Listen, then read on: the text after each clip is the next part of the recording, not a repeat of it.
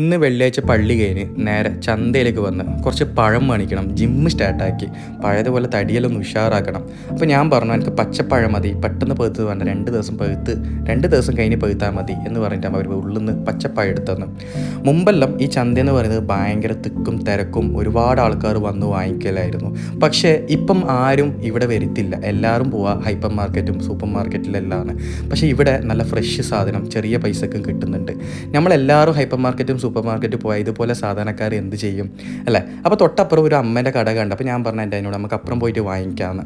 അങ്ങനെ അവിടെ നിന്ന് ചീര വാങ്ങിച്ചു. ഒരുപാട് കല്ലായി ഞാൻ ചീര കഴിച്ചിട്ട്. അതുപോലെ തന്നെ കുക്കുംബറും കാര്യങ്ങളെല്ലാം വാങ്ങിച്ച് അമ്മേനോട് കുറച്ച് സംസാരിച്ചു. അപ്പോൾ അമ്മയോട് ചോദിച്ചു ഇതെന്താ ഇങ്ങനെ വീഡിയോ എടുക്കുന്നത് ചോദിച്ചു. ഞാൻ പറഞ്ഞു ഞാനൊരു യൂട്യൂബറാണ്. അതേ അമ്മോൻ്റെ യൂട്യൂബ് നെയിം എന്താ? അപ്പോൾ എൻ്റെ അനിയൻ സെർച്ച് ചെയ്ത് കൊടുത്ത്. അപ്പോൾ ഇതുപോലെ ചെറിയ ചെറിയ കടകളിലും നമ്മൾ സപ്പോർട്ട് ചെയ്യണം. എല്ലാവരും വലിയ കടയിൽ പോയാൽ സാധാരണക്കാർ എന്ത് ചെയ്യും? വീഡിയോ ഇഷ്ടപ്പെട്ടാൽ ഒന്ന് സബ്സ്ക്രൈബ് ചെയ്യോ.